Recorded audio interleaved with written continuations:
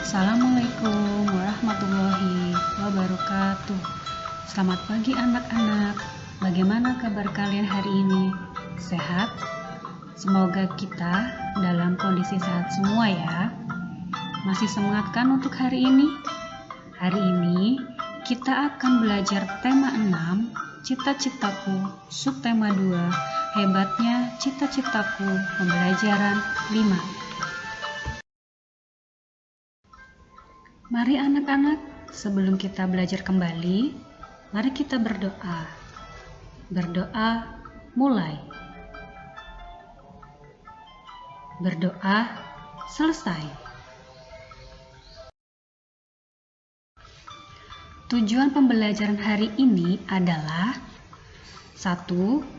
Dengan berdoa bersama, siswa mampu membiasakan kegiatan berdoa sesuai keyakinan masing-masing sebelum kegiatan pembelajaran dengan khusyuk. 2. Dengan berdiskusi, siswa mampu membangun sikap toleransi terhadap perbedaan karakteristik individu dalam kelompok dengan tepat. 3. Dengan berdiskusi, siswa mampu merinci keberagaman Indonesia tentang bahasa daerah dan makanan khas daerah dengan tepat.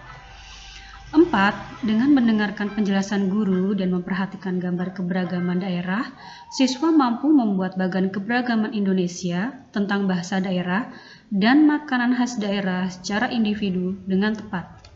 5. Dengan berdiskusi, siswa mampu menemukan amanat sebuah puisi dengan tepat. 6. Dengan berdiskusi, siswa mampu menemukan gagasan utama dalam sebuah puisi dengan tepat. 7. Dengan penugasan siswa mampu menciptakan puisi dengan benar.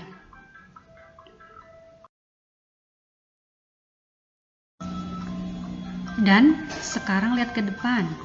Itu ada gambar apa ya? Ya, betul sekali. Itu adalah buku cerita. Buku cerita siapa yang membuat ya?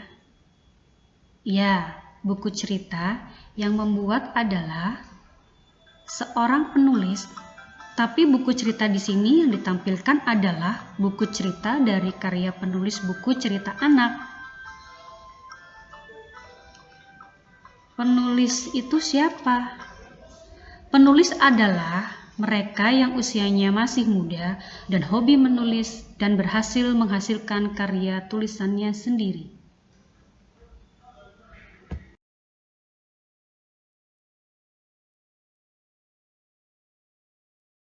Ayo kita berdiskusi tentang penulis cerita anak. Penulis cerita anak memiliki peran yang sangat penting. Di antaranya 1. Melestarikan budaya bangsa.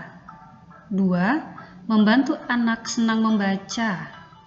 3. Membantu anak mengenal sekitar dengan cara yang menyenangkan. Kemudian, peran penulis cerita anak adalah dapat memperkenalkan negara dan bangsa serta semua keunikannya. Oke.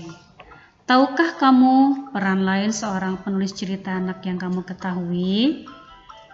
Apa manfaat membaca buku cerita anak untukmu? Ketiga, apakah manfaat membaca untukmu?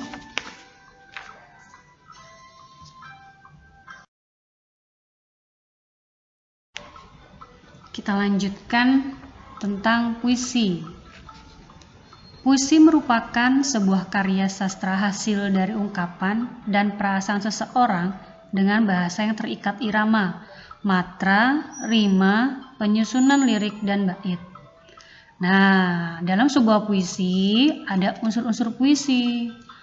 Unsur-unsur puisi dibedakan menjadi 2. Apa saja? 1. Unsur intrinsik adalah unsur-unsur yang terkandung dalam puisi dan mempengaruhi puisi sebagai karya sastra. Yang termasuk unsur intrinsik puisi adalah diksi, imaji, majas, bunyi, rima, ritme, dan tema.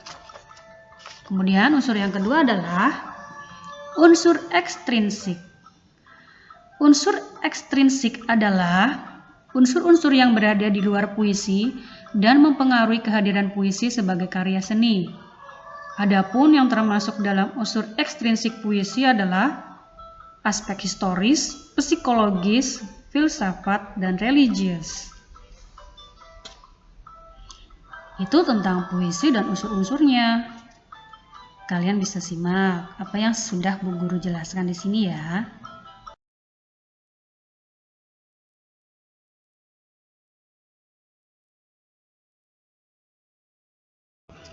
Oke, setelah kita mempelajari tentang puisi dan unsur-unsurnya, kemudian ayo kita mencoba bayangkan cita-cita kalian. Kemudian ceritakan kehebatan cita-cita tersebut. Ceritakan bagaimana cita-cita kalian akan berguna bagi orang lain dan sekitarnya. Yang kedua, tentukan beberapa kata kunci dari setiap gagasan yang kalian miliki. Lalu, rangkailah gagasan-gagasan tersebut sehingga menjadi sebuah puisi yang utuh. Pilihlah kata-kata yang memiliki rima yang hampir serupa. Tulislah puisi kalian di buku tugas. Bacakan puisi kalian kepada teman sekelompok kalian. Lalu, tukarkan puisi kalian dengan puisi teman kalian di buku tugas. Cobalah untuk menulis makna puisi yang dibuat kelompok kalian dalam satu paragraf. Tuliskan makna puisi teman kalian di buku tugas. Lalu, bacalah makna puisi milik teman kalian. Nah, kalian bisa mencoba sekarang ya. Disiapkan buku tugas kalian. Lalu, kalian langsung bisa mencoba.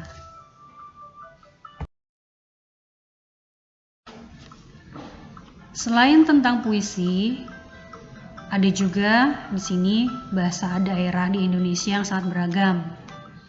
Kita perhatikan di sini. Kalian bisa lihat ya di tampilan layar. Bahasa daerah di Indonesia sangat beragam. Suku bangsa di Indonesia memiliki bahasa yang berbeda-beda. Di Indonesia terdapat sekitar 665 bahasa daerah. Nama bahasa diambil dari nama suku bangsa tersebut. Misalnya, suku Jawa menggunakan bahasa Jawa. Suku bangsa di Indonesia umumnya menggunakan dua bahasa. Bahasa yang digunakan adalah bahasa Indonesia dan bahasa daerah. Bahasa Indonesia digunakan untuk mempermudah komunikasi antara daerah. Contoh bahasa daerah. Di sini 1, Provinsi DKI Jakarta. Bahasa daerahnya adalah di sini Betawi. Kedua, Provinsi Jawa Barat. Bahasa daerahnya adalah Sunda. Ketiga, Provinsi Jawa Tengah dan Jawa Timur. Di sini bahasa daerahnya adalah bahasa Jawa. Masing-masing provinsi bahasa daerahnya berbeda ya. Dan selain bahasa daerah yang sudah Bu Guru sebutkan, masih banyak lagi yang lainnya. Nah, kalian boleh mencatat yang sudah Bu Guru jelaskan.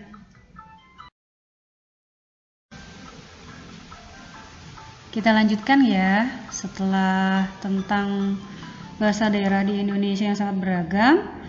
Kemudian, mari kita berkreasi dengan makanan khas daerah yang ada di Indonesia. Kalian simak yang Bu Guru tampilkan ya. Di situ ada beberapa gambar contoh makanan khas daerah yang ada di Indonesia. Yang pertama, empek-empek dari Palembang. Yang kedua, rendang dari Sumatera Barat. Yang ketiga, ayam betutu dari Bali. Yang keempat, sambal colo-colo dari Maluku. Nah, kalian bisa lihat bentuknya seperti apa. Guru tampilkan gambarnya. Berdasarkan contoh makanan khas daerah tersebut, kalian sekarang membuat bagan tentang makanan khas daerah yang lainnya yang ada di Indonesia ya. Sesuai bagan yang ada pada tampilan berikut. Silahkan kalian berkreasi semaksimal mungkin.